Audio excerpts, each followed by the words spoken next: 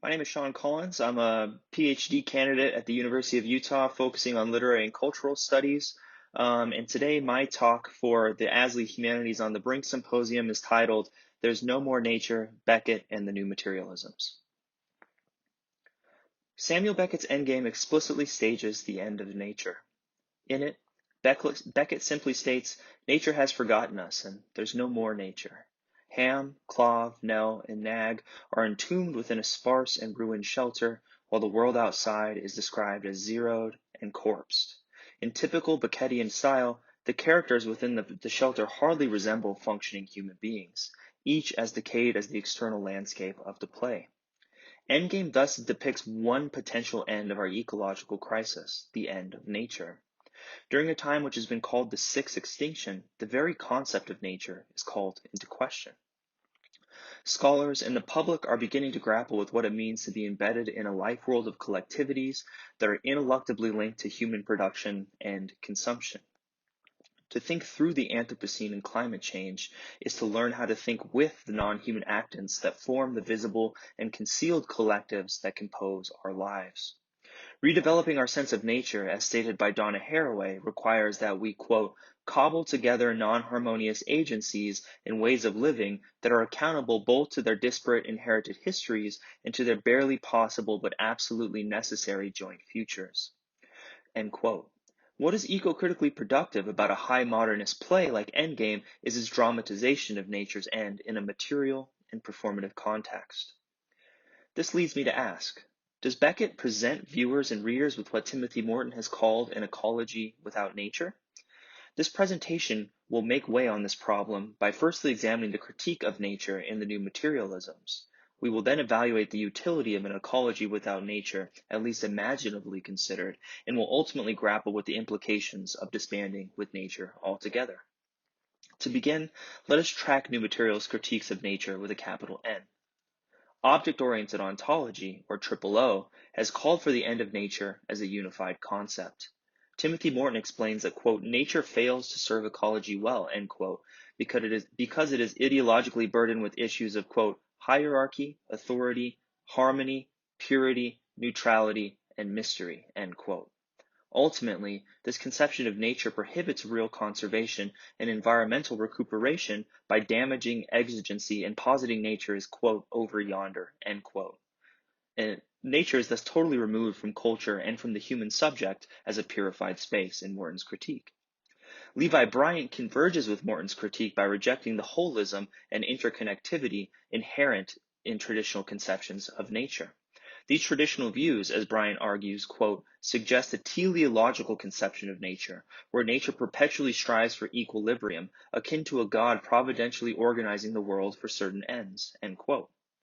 Bryant's critique here lies in the power of regeneration, as the concept of nature posits an external organism that will heal itself regardless of human activity. In Bryant's position, such delay defers action to mitigate ecological crises.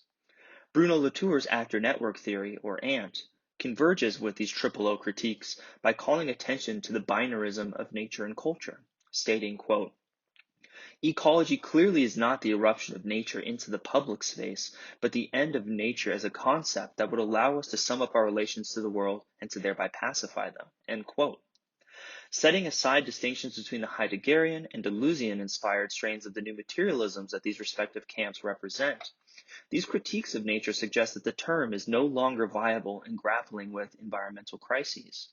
Within the traditional conception, nature with a capital N is always external to the human subject and external to culture as such. Nature is always removed. The new materialisms challenge this anthropocentric framework by understanding nature, by emphasizing the imbrication of self within the environment in a non-hierarchical relationship.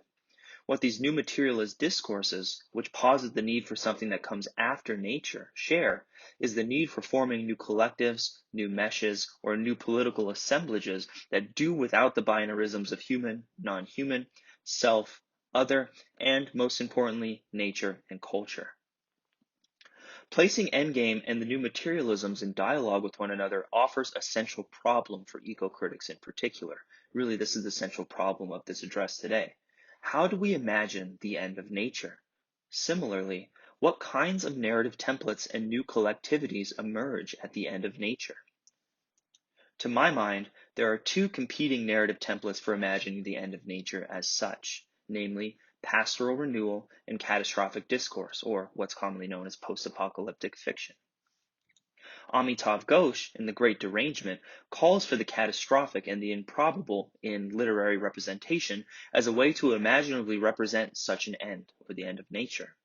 Ghosh emphasizes modes of narration that foreground and champion the improbable rather than the habitual, as well as narratives that disclose the recognizably non-human rather than the individualistic or anthropocentric, in order to better understand and live with what he calls the non-human interlocutors of climate change's great derangement. Of course, Beckett's endgame shatters the probable and represents the end of nature as a catastrophic event. Endgame unfolds in a landscape described as corpsed, zero, and a muck heap. In a quintessential Beckettian back and forth, Ham and Clov report on the status of nature outside of the shelter. Clov, 0, 0, and 0. Ham, nothing stirs, all is. Clov, corpsed, well, content? End quote. Not only is the world dead, nearly all human and non-human life is also eradicated by some unknown cause. The only living creatures within the play are rats and small bugs, but, as we learn, they are quickly met with violence. Nothing will grow either in Endgame's wasted setting, as Ham and Clov worry about their inability to grow and salvage more food. Beckett's drama thus instantly evokes scenes of apocalyptic destruction by depicting the absence of all discernible life, both vegetative and animal. Furthermore, when one watches a performance of Endgame, the sparsely decorated stage emphasizes the decomposition at the heart of the play. Beckett's emphasis on wasted and decayed nature is not isolated to the play Endgame, but is readily apparent in other plays, such as Waiting for Godot, and perhaps most forcefully in his novelistic trilogy, particularly Malloy. Beckett then, in some ways, stages the death of nature and what it means to continue afterward in much of his work. Endgame thus offers an imaginative reconfiguration of what it means to dwell at the end of times while interrogating the kinds of collectives afforded after catastrophe. Dwelling is further emphasized within the play through the non-mimetic and minimalist style of Beckett's work. Endgame unfolds in a one-act play in which three of the central characters, Ham, Nag, and Nell, are physically rooted to one particular space. Really sharp images here of stasis and dwelling. So much so that even the dialogue of the play begins to mirror the stasis through Beckett's repetition and the like. Now, Greg Gerard helps us to think about Beckett's style precisely in this new materialist vein. In Endgame, Beckett's ecological thought, Gerard argues that Beckett's depiction of nature's end is, quote, a precursor to eco-criticism, which is the perfect play for the era of anxiety about climate change, which eludes both sensory apprehension and generic representation, end quote. Focusing primarily on style in his analysis, Gerard champions Timothy Morton's critique of ecomimesis and ultimately argues that, quote, in Endgame, less writing equals no nature equals more ecology, end quote. It is precisely this insight that I want to probe today. Does Endgame, through its anti-realist representation of nature and nature's end, foster the kind of ecological awareness prescribed by the new materialists? By extension, does a rejection or an ending of nature allow eco-critics to understand how environment and collective are forged during a time of environmental catastrophe? At the center of this analysis is the fundamental problem: what happens when we get rid of nature? If we end nature in imaginative works, what kinds of futures emerge? Endgame not only foregrounds the anti-realist strain identified by Gerard, it also emphasizes relationalism. Here we have a picture of Nag and Nell. The death of nature and the end of times are only passed through relations between individuals. Note, too, that Beckett also foregrounds relation in Waiting for Godot, as Vladimir and Estragon seem to only exist in relation to one another. Like Beckett's novels, his drama only unfolds through the relation and recitation of story, memory, experience, and dialogue. Forging relations in new collectivities are what allows one to continue after catastrophe in Beckett's work. Even Ham and Clov's names, which relate to a hammer and a nail respectively, emphasize a violent but necessary relation. Like the humans within the play, these items remain without utility alone. They really only work in tandem together. What I'm really trying to say here is that Beckett's work emphasizes a radical interdependence that only occurs after catastrophe. Dwelling within the end of times forces us to reconsider our attachments and relations, which is further emphasized through the minimalism and stasis of Beckett's style. Beckett seems to suggest that all one has after catastrophe, when humanity is on the brink of disaster, or worse, extinction, is the interdependence and radical relations that emerge. And here in this image, we have a visual representation of that minimalism and stasis on the stage. Returning to our initial framework, a new materialist reading of Beckett's Endgame might posit or stress that the catastrophic end of nature produces a potential beginning for ecological thinking and awareness. In other words, when nature is out of the picture, the nightmarish and post-apocalyptic foregrounds the precarity of relation as such and offers us a way forward into the future. We're again, then, at the framing question of this talk. What does Beckett's play reflect about the new materialisms and their insistence upon the end of nature as the only ecological option for futurity? Endgame seems to suggest, I'd like to argue today, that giving up nature altogether is perhaps disastrous and, at most, nightmarish, in addition to being ecologically viable and productive. What Endgame then adds to the new materialisms is a chance to dwell within catastrophe and to understand what the world without nature looks like. Rather than causing readers and viewers to dispense with nature altogether, the lack and longing for nature ironically makes us more aware of the power that nature as a concept and material entity has. In other words, the lack of nature that Endgame affectively enacts within us forges a new kind of perceptive awareness and attachment to our environment and the precarity of relationalism as such. This critique really is akin to what Jesse Oak Taylor has called the abnatural rather than the rejection of nature as such. What's more, through the stasis and the minimalism of the play, Endgame focuses our attention to the ineluctable necessity of being embedded within a life world collective of human and non-human actants. When nature dies, Endgame seems to suggest human nature dies as well. Endgame thus asks us to reconsider our coexistence in regard to nature.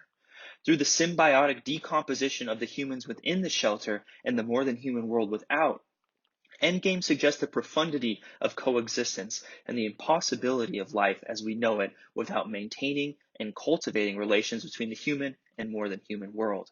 What's more, Endgame demonstrates that letting go of nature as a concept or a foundation allows us to become attentive to new relations, new alliances, and new collectives that are precariously heterogeneous and in need of care and attention. In other words, the first act of developing the kinds of new collectives proposed by the new materialisms after the end of nature is precisely the ethos of care and the perception that ironically emerges out of the cold and dark vision of Endgame's catastrophic discourse. What's more, Endgame is also productive to the new materialisms precisely in the historiography it affords. The dystopia of Endgame, its post-apocalyptic qualities, reflect and critically investigate historical moments and historical contexts.